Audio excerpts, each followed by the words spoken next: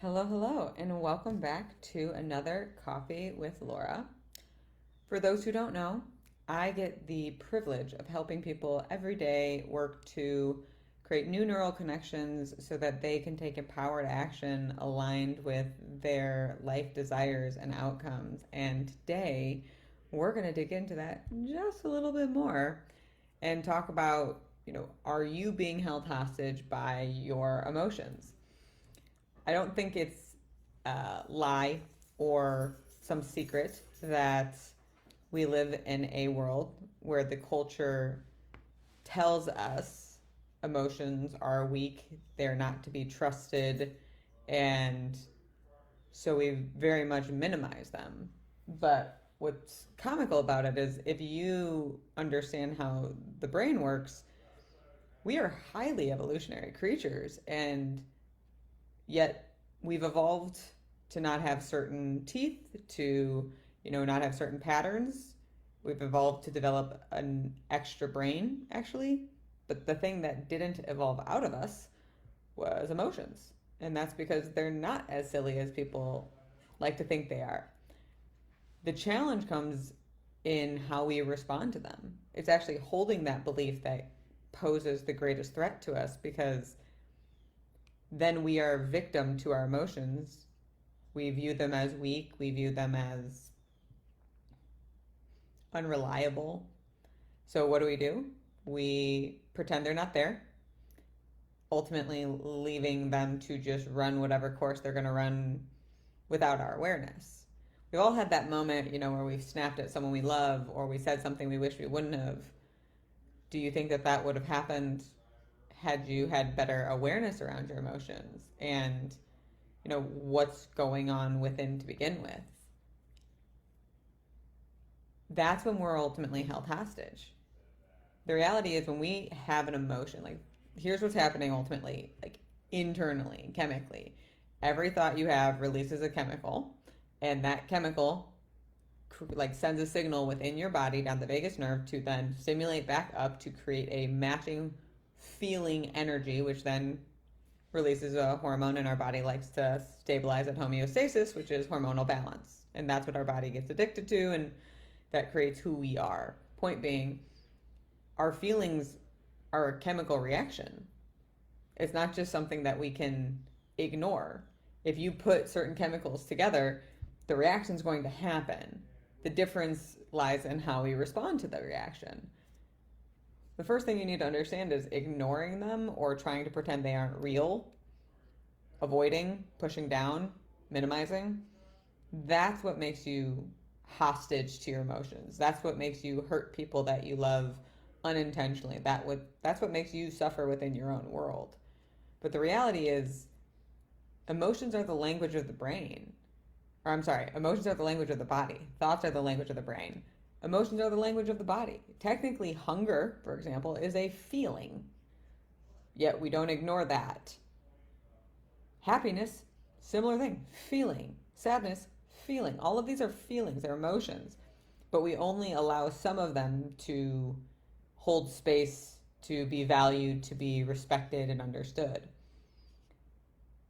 So let me tell you a story about how to try and transition your emotions in a healthy way. But first, before I tell you the story, I want you to consider for yourself, what do you think the purpose of us having emotions are? I kind of gave it away already. It's to guide us, but that is really the whole purpose of emotions. Emotions are sourced in our amygdala, and when we have any damage to our amygdala in general, we have a hard time with motivation. We have a hard time making decisions because emotions guide us. So let me tell you the story of how some of my recent emotions guided me. For those who don't know, I do public speaking to spread the very healthy message that I get to preach to you lovely people in here. But what you might not be aware of is the fact that I hate public speaking. I also hate being the center of attention. I sweat profusely. It just makes me uncomfortable. It's just not for me. I like the one-on-one stuff personally, but yeah, I don't like it. Point being, I had 5 speaking gigs in 3 weeks because I must have some death wish within myself. And the emotions that were coming up for me were fear, anxiety, and stress. And I was having a conversation with my father and telling him about this and telling him how I was feeling about it. And I was like, but you know what, Dad? I'm actually grateful for these emotions. And he was like, grateful? What? I was like, yeah, because I know stress is what comes up when something I care about feels threatened. And I know that I care about showing up and performing at these speaking events in a way that I can be proud of and a way that honors, the people who dedicate their time to even come and listen to me. I'm feeling anxious because of course, I want to control it to have a good outcome, but ultimately that just reminds me how much I care and how it's important to me. And the fear is showing me where my focus is. And my focus was on me instead of the message and the people that I can impact. So, yeah, I'm grateful because I don't enjoy this fear, this anxiety, or stress, but I know that it's guiding me because every time it's kind of amplified, it's focused me to practice my speech, to put more intention into the slides, to be able to set myself up for success. So, yeah, I don't like them, and that's its own separate thing, but I'm grateful for them. And that's completely true because genuinely, every single time that those emotions kind of rose up, it would direct me to go and practice my speech. I would practice it, and then the emotions tempered down again. And then when I wasn't feeling well rehearsed, they popped back up. And then when I practiced, they went back down again. And if you think about it, that's kind of what happens with a lot of our different emotions. They're there to get our attention so that we can have an intentional action based on what we're feeling. But what we do is we feel it, we pretend it's not there, we push it down, we try to, skip around it, and we end up hurting people when we do it that way. So what are some of these emotions and how do we even experience them? Well, let's look at, sadness, for example. When you're feeling sad, it could be because you aren't feeling heard or seen or respected. If you're feeling angry, maybe you're feeling misunderstood or you're mad at yourself for not speaking up, for being scared. And that's the other thing. These emotions work within each other. But what I do know is when you can get very specific with the emotions, you become the director of them instead of the hostage to them. So how do we experience them? That's something totally different because we experience something and we express it totally different ways. When we're over analyzing situations or expecting the worst, what we feel is we want to be prepared for the worst case scenario because we're afraid. If we're reading too much into things and seeking validation, a lot of times we're suffering with low self-worth. So these are the experiences that a lot of people have every single day, but they don't know how to manage or shift between them.